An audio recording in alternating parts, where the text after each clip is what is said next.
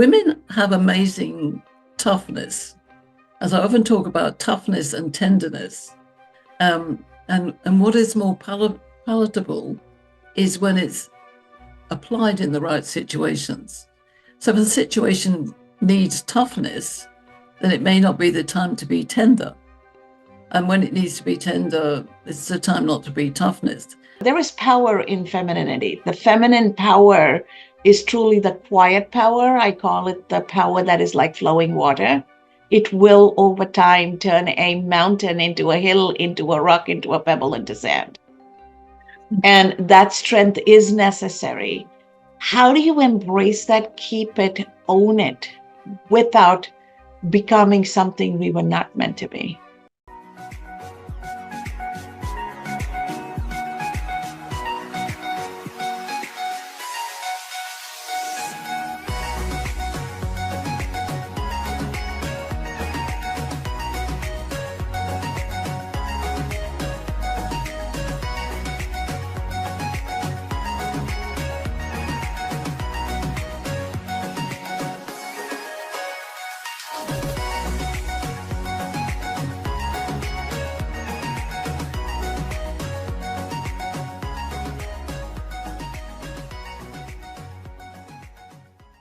Welcome to Unleash Your Inner Goldilocks, how to get it just right. Thank you so much for joining us for another exciting and deeply meaningful conversation. We always talk about why Goldilocks and why the theme of Goldilocks. Goldilocks is about a young woman knowing what she wants and getting it just right so that it works for her and gives her the opportunity to be who she wants to be and do what she wants to do. She knows how to not show up too hot or too cold, how not to be too hard or too soft. And that young person is inside each of us. Somewhere along the way, we lose that balance. Somewhere along the way, we lose our innate ability to strike that balance, to strike that harmony for our own well-lived life. And today we're going to be talking about the importance of striking that harmony from a gender perspective. We have to live side by side, support one another, and co-create our present and our future. And coming from that place of understanding, acceptance, and nuances of the difference with respect is key. And to have this conversation with me is Dr. Pauline Crawford. Pauline, welcome to Unleash Your Inner Goldilocks. Thank you so much. It's absolutely fabulous to be here. And I do remember the story of Goldilocks, so important in my childhood. So I love the theme. I think that is a beautiful way to introduce this possibility of harmony. Absolutely, absolutely. And that young girl, that young child is inside each of us. So as we get this conversation started, how did you get to a place where you realized this world needs help in finding the harmony and finding that centeredness that is so putting us off kilter? Well, that's a really good question. And I'm very blessed because my start in life was very harmonious. So as a third child of four in a very happy family setting, I always loved being in harmony. But I think I didn't realize that was what it was because it was so natural. Two brothers and a sister. We always went on family picnics and holidays. And even at school, I was a great connector and a communicator. And people would come to me for information, I would share it. And somehow people felt good about me. And it wasn't until I was older and I started getting into, dare I say, the conflict zone of being an adult. You realize that, there are some uncomfortable places to be where people are vying for position, when you get into business and who's more important than who and all this stuff. And latterly, really watching the world becoming so chaotic and so, dare I say, hateful, I've really, really honed into harmony. So if you like, harmony has always been a core value for me, but now it is an essential part of my mission. Because if we have harmony, then we do no harm. But a lot of people don't know how to create harmony when a world around them is becoming hateful and chaotic.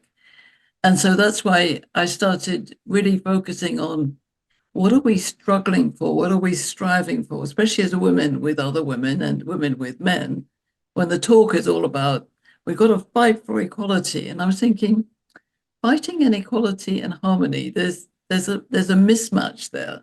Mhm. So a couple of years ago, I really started honing that in my own presentations. And I just said very simply, can we say goodbye to equality and hello to harmony? And I was really surprised how well people took that, women and men, because it shifts the dialogue, it shifts the focus. So words mean everything. Now, not everybody thinks of harmony the same way, so that's part of the conversation. But literally just shifting the word, I found that men were much more responsive and women were also more responsive. And so the challenge, I think, now is really challenging women as to what is our harmony, because as we know, that things are not going exactly in the right direction. There's a lot of mistrust and distress and mental illness and things that I just think I look back over my life, Kaz, and I think, gosh, why was it so easy in those, if you like, Goldilocks days of fairy stories and family picnics? Can we retrieve that? That is my challenge to women and to men, but especially to women with other women. You bring up a very interesting point, right? One could argue that women have not been given the opportunity to live their full potential. And in the process, the struggle has resulted in words that are fight for our freedom. Let's fight. But we don't fight our way into prosperity. We don't fight our way into harmony. We don't fight our way into happiness and peace. How do we make that happen? And coming from the East, coming from a society where even the spirituality is embraced as part masculine, part feminine. The atom and the movement and the action is the masculine. The energy and the nurturing and the sustaining is the feminine. And when we get used to that harmonization as part of the divine, and we think of ourselves as the divine within, not the body outside, it gives a different perspective. But so much of the West is about the outer physicality.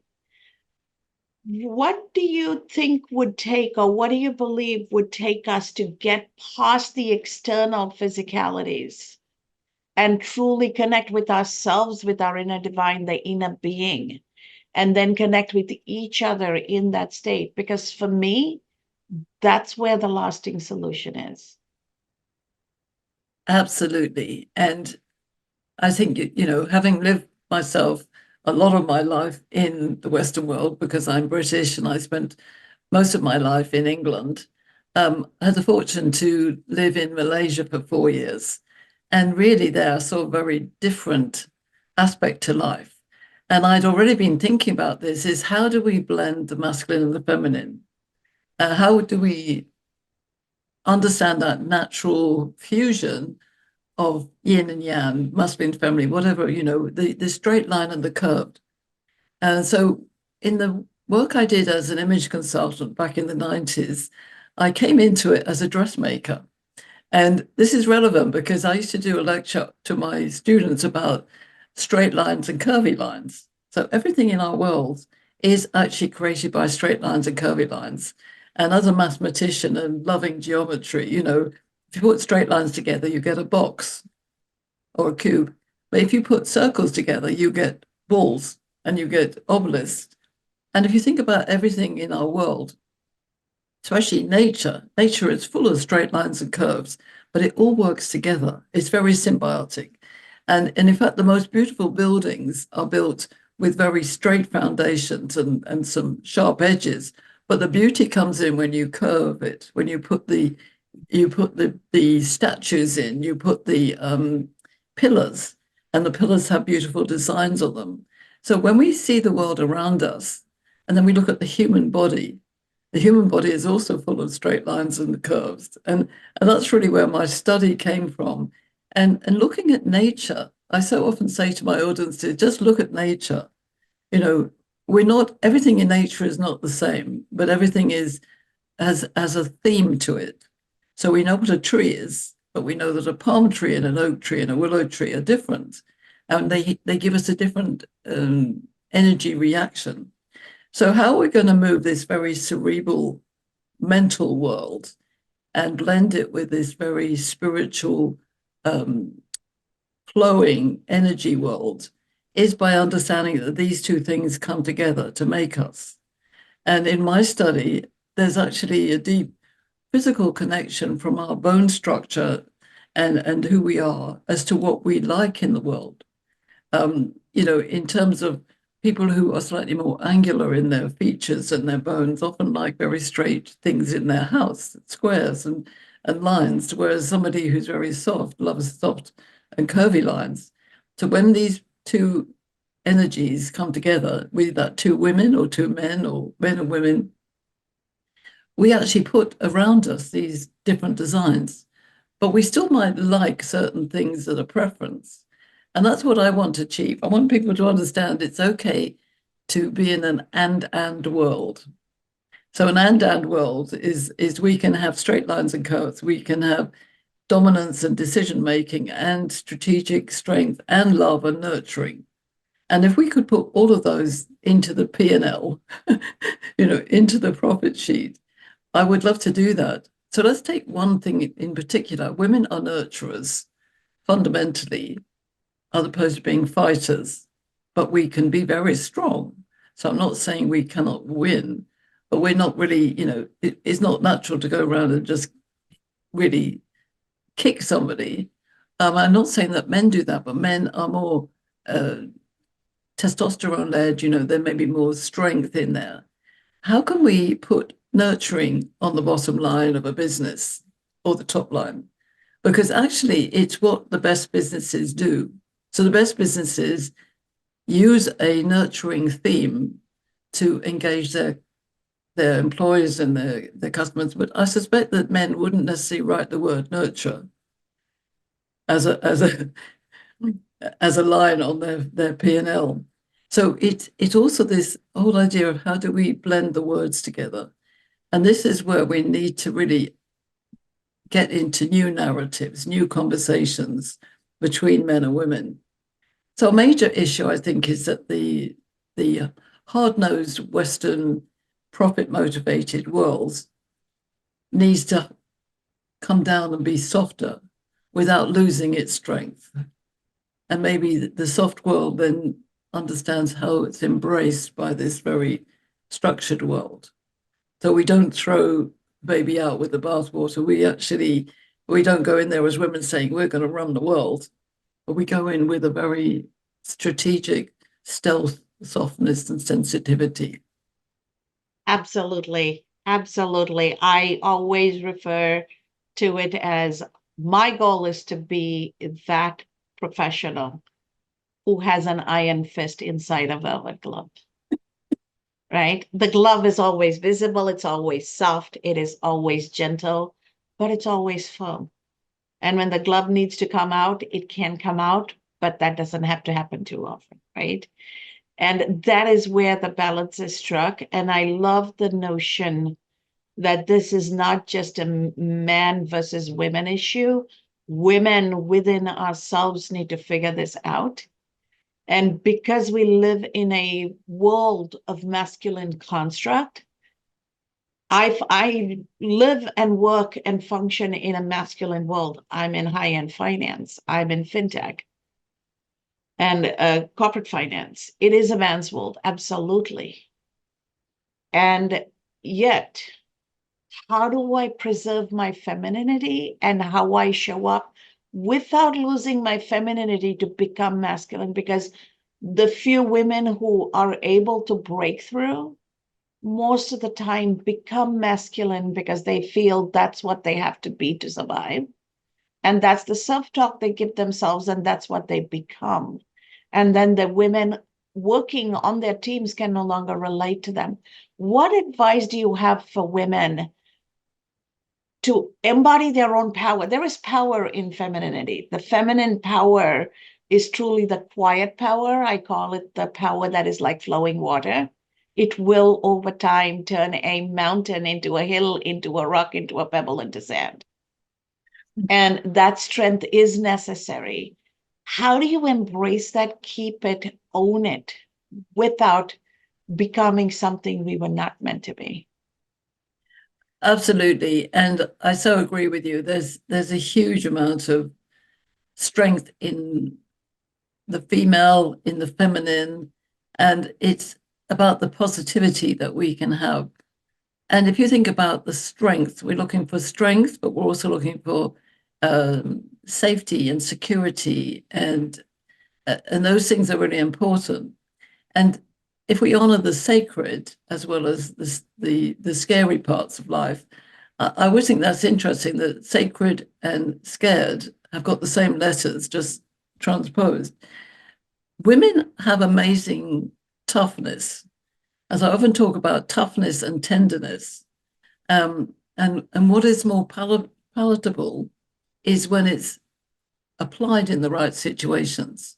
So if a situation needs toughness, then it may not be the time to be tender. And when it needs to be tender, it's the time not to be toughness. So what I share is, how do you maximize the words that you use? So you can be quite direct, but make sure that the words blend the tenderness in as well. So instead of saying, something very harsh, very you've got to do this, I'm going to hurt you if you don't do that, all those kind of words that really harm, is to think about what is the directive we're giving and how do we dress it, if you like, in the right words. Now, there's some men that won't understand that. There's some women who won't. But I always say we have to look at things without judgment, without getting angry, and without coercing the outcome, without permission. I do think a lot of women try and fix things too much when they don't need fixing and the other people don't want fixing. And men do that as well. So maybe it's about asking permission, listening, and really, really consciously clarifying, what is it I'm actually hearing? We do use the same words totally differently. And I'm sure you do as well. You come across this so many times. You can see that kind of blank look in somebody else's face when they're obviously not hearing exactly what you've said. So it's to ask for clarity. So there are certain techniques and principles that I've written about in my book, for instance, these 9 principles, which start with, if you like, the obvious ones like building trust and respect, empathy, really understanding what empathy means. And every time you tackle a word, remember to ask, and what do you see this word as? Because we could say, we want the world to be harmonious. And everybody say, yes, yes, yes. But every single person in the audience has a slightly different view of what that means. So unless we ask, well, what does that mean to you? We don't get an understanding. So one of the things I do is to say, conversations are between us. So if you throw daggers into the conversation, then other people have to pick up those daggers.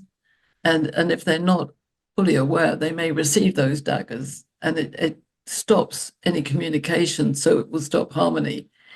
So take the example of an orchestra.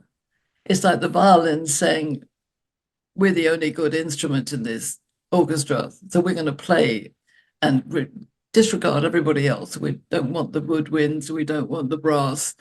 No, we have to understand that there are different parts to harmony and a conversation. So if women are very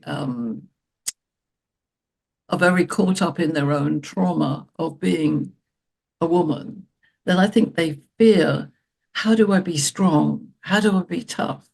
Whereas if they actually relax into who they are and become totally authentic and genuine, they can come over quite soft but tough.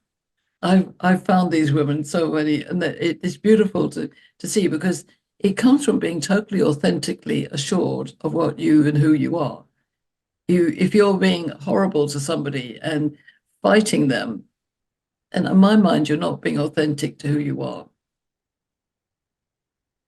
That is brilliantly said. And this is where you and I are so aligned, because the masculine energy is authentically masculine. It can accomplish a lot and can be an amazing partner to the equally authentic feminine energy.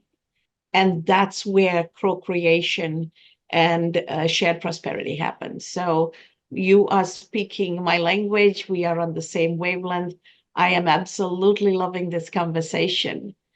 And I know our audience are going to want to know how to get a hold of you. So here is what I need. Share with us how we can get a hold of you, and also a nugget of wisdom as we come off the air, because time flies and time has flown. Absolutely. So you can get hold of me on LinkedIn, Pauline Crawford. I'm also on Instagram as Pauline Crawford MC, and that stands for Magical Conversation. And I am also on Facebook, Pauline Crawford. I know that anybody of some substance will be able to find me. My book is The Power of Authentic Harmony, and that's on Amazon. It's also in French if you happen to be French speaking. So look for that. And really, the nugget of wisdom I want to share is really trust in your authentic self. And the reason I say this is even more than your spiritual self, your physical self. When you walk into the room, whose body do you own? Whose mind do you own? Whose soul journey do you own?